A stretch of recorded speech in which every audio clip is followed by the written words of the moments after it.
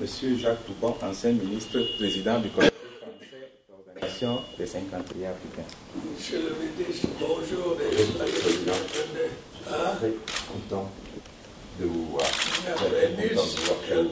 Ah oui, oui. Pardon. Monsieur l'ambassadeur, vous connaissez M. Ah oui, oui, oui. Oui, veuillez vous asseoir.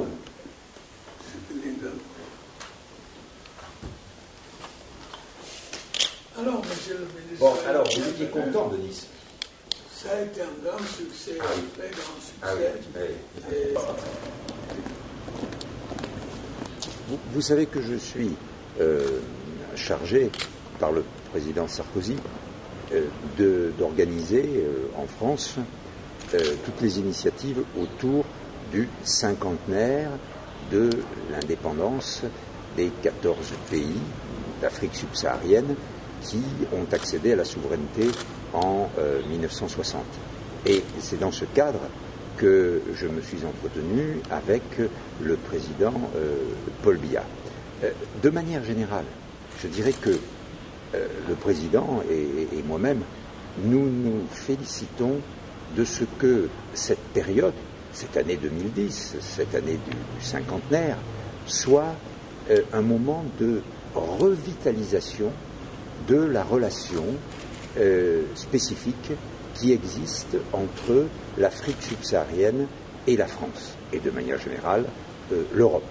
Cette revitalisation, on en a eu déjà un exemple, une manifestation au sommet qui s'est déroulé à Nice il y a 15 jours, qui était un sommet beaucoup plus large, naturellement, puisqu'il concernait une cinquantaine de pays, mais au cours duquel un certain nombre d'idées nouvelles en faveur du développement, en faveur de la sécurité, pour la place de l'Afrique dans la gouvernance mondiale, un certain nombre d'idées nouvelles ont été avancées.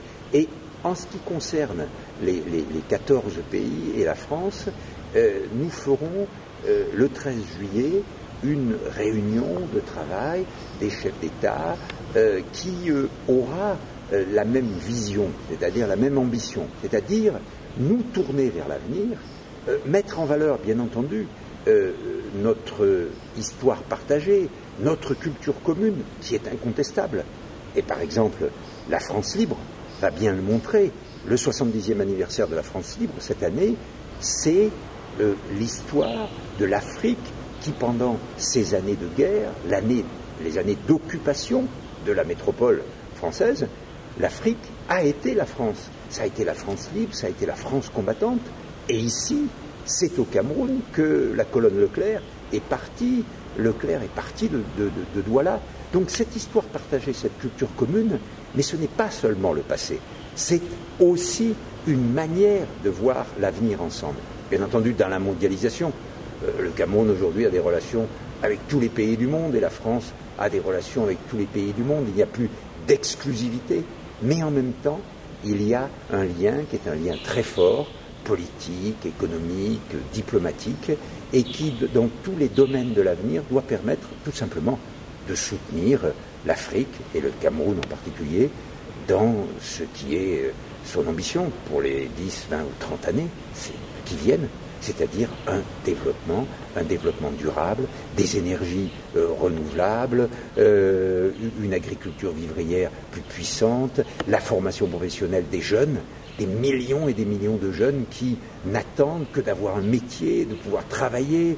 Voilà ce de quoi nous avons parlé. C'était une très bonne idée de faire que la cérémonie du 20 mai, c'est-à-dire le défilé, la grande cérémonie de la fête du 20 mai, soit précédée par ce grand colloque Afrique 21 qui a permis de montrer en réalité, comme je viens de le dire, que l'Afrique se tourne vers l'avenir. Et ce colloque a été organisé en commun, en quelque sorte, entre des personnalités françaises, et notamment les deux anciens premiers ministres, Michel Rocard et Alain Juppé, et le gouvernement camerounais, et il a permis de montrer comment l'Afrique peut jouer de ses atouts dans l'avenir. Vous savez, toujours la vieille antienne, c'était « l'Afrique est mal partie ».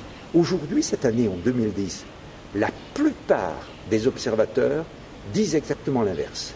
Ils disent, des observateurs, je ne dis pas les hommes politiques, je dis les économistes, je dis les chefs d'entreprise, les ONG, disent au contraire, l'Afrique est en train de partir et l'Afrique va être, dans les 50 années qui viennent, le continent de l'avenir.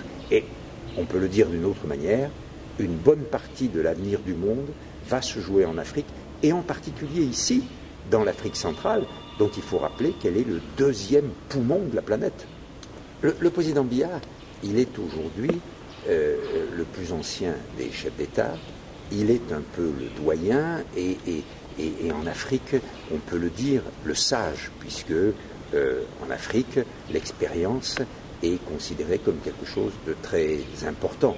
C'est le rôle du président Biya. Mais le rôle du Cameroun aussi, c'est qu'il est le pays aux 7 frontières, le pays qui est le château d'eau de l'Afrique centrale.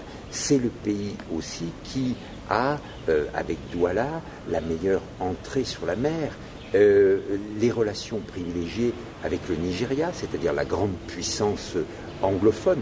Donc la place du Cameroun est indiscutablement une place majeure dans l'avenir, et c'est pour ça d'ailleurs que à Nice, le président Biya a présidé la deuxième table ronde de l'après-midi sur la sécurité, qui est un sujet majeur. Par exemple ici, la lutte contre la piraterie dans le golfe de Guinée, qui est une affaire qui doit être menée entre les différents pays concernés, mais aussi avec le soutien, bien entendu, de l'Europe et de la France, ou la formation des forces africaines, qui sont des forces d'intervention, qui sont des forces en attente, et la France a proposé un grand programme de formation avec plusieurs centaines de millions d'euros à la clé.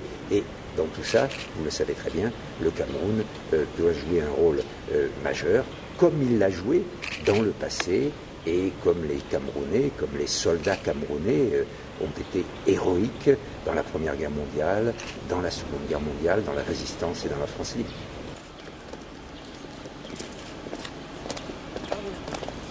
Merci beaucoup. Merci de votre accueil. Merci.